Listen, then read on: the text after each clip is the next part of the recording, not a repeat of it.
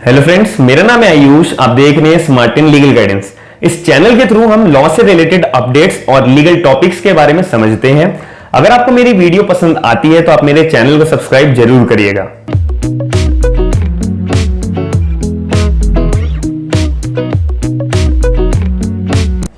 आज हम इस वीडियो के अंदर सिविल प्रोसीजर कोड 1908 के अंदर दो बातें समझेंगे। एक इंपॉर्टेंट अमेंडमेंट्स की डेट्स के बारे में और एक कुछ बेसिक क्वेश्चंस के बारे में जो एग्जाम पॉइंट ऑफ व्यू से बहुत ज्यादा इंपॉर्टेंट है।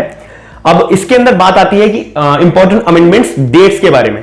जैसे कि सबसे पहले जो सिविल प्रोसीजर कोड 1908 है वो हमारा फर्स्ट अमेंड कब हुआ था? 1951 के अंदर।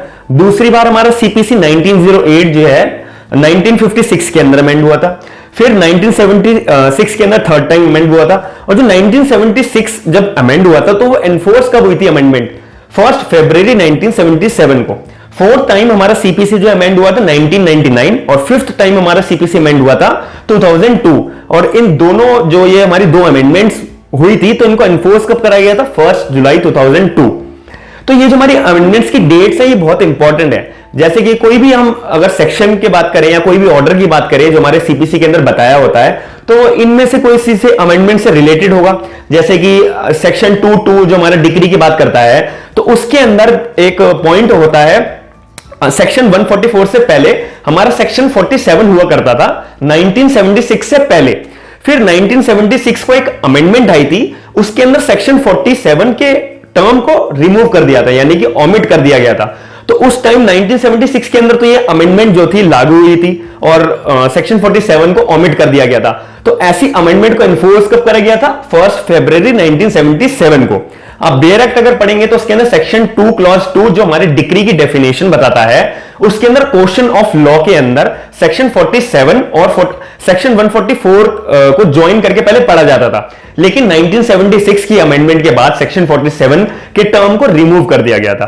तो इसीलिए जब हम ये अमेंडमेंट पढ़ेंगे 1976 की तो हमारे माइंड में एकदम स्ट्राइक करना चाहिए कि ये जो अमेंडमेंट है 1976 वाली एनफोर्स कब हुई थी? 1 फरवरी 1977। ऐसी इन सारी अमेंडमेंट्स के डेट्स को हमें याद रखना है। तो आगे जब हम सेक्शंस पढ़ेंगे या कुछ ऑर्डर्स पढ़ेंगे तो उसके बारे में जो अमेंडमेंट्स आएंगी हम इन्हीं से रिलेटेड बात करेंगे। तो आपके माइंड में उस टाइम उनकी एनफोर्समेंट डेट स्ट्राइक होनी चाहिए।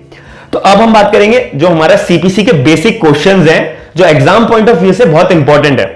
अभी हमने सीपीसी बिल्कुल बेसिक से स्टार्ट करा है। इससे पहले वाली वीडियो में मैंने आपको सीपीसी का इंट्रोडक्शन के बारे में बताया था कि जो हमारा सीपीसी है वो 1908 में ही क्यों बना, फादर ऑफ सीपीसी किसे कहा जाता है। तो उसका लिंक मैं आपको आई बटन में दे दूंगा, आप मेरे उस वीडियो को भी देख सकते हैं और समझ सकते हैं कि सीपीसी जो है इंट्रोडक्शन मैंने आपको क्या बताया हुआ 1908 में ही क्यों बना था। तो आज हम इस वीडियो में बात करते हैं कि सीपीसी को सीपीसी क्यों बोला जाता है। ऐसा कोई मेंशन है कि सिविल प्रोसीजर कोड ये नाम ही क्यों बोला जाता है? कि जितने भी सिविल मैटर्स हैं या फिर सिविल लॉ से रिलेटेड कोई भी केस आ रहा है उन पे जो भी सेक्शन लगेंगे या जो भी कोई ऑर्डर लगेंगे वो हमारा सिविल प्रोसीजर कोड 1908 के नाम से ही लगेंगे। ऐसा कहां पे मेंशन है? तो ऐसा यस मेंशन है यहां पे सेक्शन 1 क्लॉज 1 जो हमारा सीपीसी 1908 का ही सेक्शन है उसमें लिखा हुआ है कि जितने भी सेक्शंस जितने भी ऑर्डर्स जो हमारा सिविल मैटर से रिलेटेड होंगे तो वो हमारा सीपीसी के अंदर मेंशन है, उस एक्ट के अंदर मेंशन है। और उस एक्ट का नाम क्या है? Civil procedure code 1908। ये हमें लिखा कहां पे है? सेक्शन 1 के क्लॉज 1 के अंदर। और सेक्शन 1 क्लॉज 2 के अंदर हमें बताया हुआ है कि जो सीपीसी की एनफोर्समेंट डेट है, जो हमने इंट्रोडक्शन वीडियो के अंदर भी पढ़ा था कि जो सीपीसी जो है वो लागू किस दिन हुआ था, एनफोर्स कब हुआ था? 1 जनवरी 1909। उसको बताया हुआ है कि सीपीसी जो है हमारा बनके तैयार हो गया था लेकिन उसे एनफोर्समेंट कब मिली थी? 1 जनवरी 1909 को मिली थी। वो हमें सेक्शन 1 का क्लॉज 2 बताता है। ऐसे ही अब दूसरा हमारा क्वेश्चन आता है सीपीसी क्या पूरे इंडिया में एक्सटेंड होता है? अगर एक्सटेंड होता है तो हमारे को कहां पे मेंशन है? तो सेक्शन 1 का क्लॉज 3 के अंदर बताया हुआ है कि सीपीसी जो है पूरे इंडिया के अंदर लागू होता है सिर्फ दो जगह को छोड़ के, नागालैंड और ट्राइबल एरियाज। अभी हमारा रीऑर्गेनाइजेशन एक्ट 2019 आया था, उसके अंदर जम्मू एंड कश्मीर को रिमूव कर दिया था कि जो जम्मू एंड कश्मीर था अब उसमें भी सीपीसी हमारा लागू होगा। तो अब दो जगह बच गई, एक नागालैंड और एक ट्राइबल एरियाज। इन दो जगह को छोड़कर पूरा सीपीसी हमारा पूरे इंडिया के अंदर लागू होता है। ये बात हमारे को सेक्शन 1 के क्लॉज 3 के अंदर बताई हुई है। अब इसके अंदर एक बात होती है कि क्या सीपीसी जो है ट्राइबल एरियाज के ऊपर भी एप्लीकेबल होगा। अभी मैंने आपको एक बताया था कि सीपीसी सिर्फ 2 जगहों को छोड़कर, नागालैंड और ट्राइबल एरियाज को छोड़कर, और पूरे इंडिया में लागू होगा। तो ये क्वेश्चन का तो कुछ मतलब ही नहीं बनता कि सीपीसी क्या ट्राइबल एरियाज में भी लागू होगा। इसका मतलब इसलिए बनता है कि अगर हम सेक्शन 1 के क्लॉज 3 के प्रोवाइजो की बात करेंगे, जो प्रोवाइडेड डेट से टर्म होती है, प्रोवाइजो होता है, उसमें अगर हम पढ़ेंगे तो उसमें साफ साफ ये मेंशन है कि जो नागालैंड की स्टेट गवर्नमेंट है और जो ट्राइबल एरियाज को जो स्टेट गवर्नमेंट कंट्रोल करती है, अगर वो अपने ऑफिशियल गैजेटे में मेंशन कर दे कि आज से सीपीसी जो है पूरे नागालैंड में, पूरे ट्राइबल एरियाज के अंदर लागू होगा, तो उसके बाद सीपीसी जो है पूरे नागालैंड में और ट्राइबल एरियाज के अंदर लागू हो सकता है। तो ऐसे केस के अंदर क्या हमारा सीपीसी ट्राइबल एरियाज में लागू हो सकता है? फिर भी इसका आंसर होगा नो। ट्राइबल एरियाज के अंदर सीपीसी जो है हमारा लागू कभी नहीं होगा, क्योंकि इसके पहले वाला जो क्वेश्चन है, जो टर्म ट्राइबल एरियाज है, उसका मतलब क्या है? इसके अंदर इसका इंटरलिंक आंसर है। इसका मतलब होता है कि जो ट्राइबल एरियाज है, इसका टर्म, इसका मतलब क्या होता है? 21 जनवरी 1972 के अंदर जितने भी असम के इलाके थे, उनको इलाकों को ट्राइबल एरियाज घोषित कर दिया गया था 21वें दिन जनवरी के 1972 को। तो इस दिन जितने भी असम के इलाके थे, एरियाज थे, उनको ट्राइबल एरियाज घोषित कर दिया था। तो जितने भी असम के अंदर ट्राइबल एरियाज जो घोषित करे गए थे 21 जनवरी 1972 को, तो उन सारे एरियाज पर सीपीसी लागू नहीं होगा। पहली बात तो ये क्लियर हो गई कि ट्राइबल एरियाज का टर्म का मतलब क्या होता है, कि जितने भी असम के इलाके हैं, एरियाज हैं, जो 21 जनवरी 1972 से पहले डिक्लेयर हो गए थे, अनाउंस हो गए थे, तो उन पे सीपीसी लागू नहीं होगा। अब इसके अंदर क्या ट्राइबल एरियाज के सीपीसी लागू होगा? इसका आंसर है नो। इसका एक केस है धाकर वर्सेस सहकाया, वेस्टरले धाकर वर्सेस सहकाया, 2015 सुप्रीम कोर्ट का केस है। वेस्टरले धाकर वर्सेस सहकाया, 2015 सुप्रीम कोर्ट। इस केस के अंदर बताया हुआ था कि जो हमारा ट्राइबल एरियाज है, उनके ऊपर सीपीसी सिविल प्रोसीजर कोड 1908 कभी भी लागू नहीं होगा, क्योंकि वहां के जो पीपल्स हैं वो बिल्कुल अनअवेयर है सीपीसी के टेक्निकलिटीज के ऊपर, प्रोविजंस के ऊपर, और जितने भी ऑर्डर्स हैं, सेक्शंस हैं, उनको कुछ भी नहीं पता इनके सीपीसी के बारे में। तो वहां पे सीपीसी को लागू करना बहुत अनफेयर हो जाएगा। तो वेस्टर्ले धाकर वर्सेस सहकाया 2015 सुप्रीम कोर्ट ने ये क्लियर कर दिया था कि जो भी प्रोविजन मेंशन है सेक्शन नंबर 1 क्लॉज नंबर 3 के प्रोवाइजो में, वो नल एंड वॉइड हो जाएगा।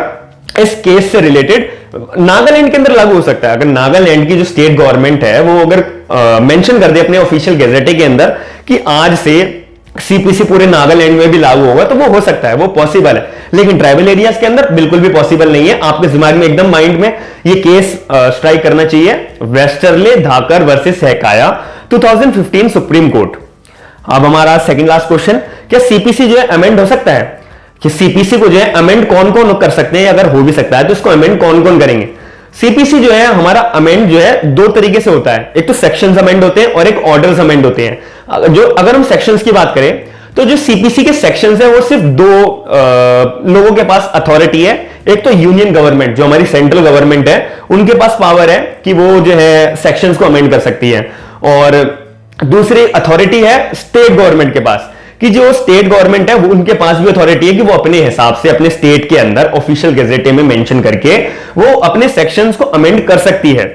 ऐसे अब ऑर्डर को कौन कौन अमेंड करेगा?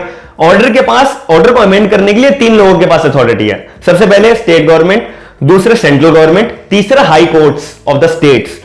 जितने भी हाई कोर्ट्स हैं स्टेट्स के, उनके पास अथॉरिटी, उनके पास पूरी की पूरी पावर है कि वो जो सीपीसी के अंदर ऑर्डर्स मेंशन होते हैं उनको अमेंड कर सकते हैं अपने हिसाब से। अब आखिरी क्वेश्चन, कॉन्करेंट लिस्ट। अब सीपीसी को जो है कॉन्करेंट लिस्ट के अंदर डाला हुआ है, जो हमारा सिविल प्रोसीजर कोड 1908, ये पूरा एक्ट है।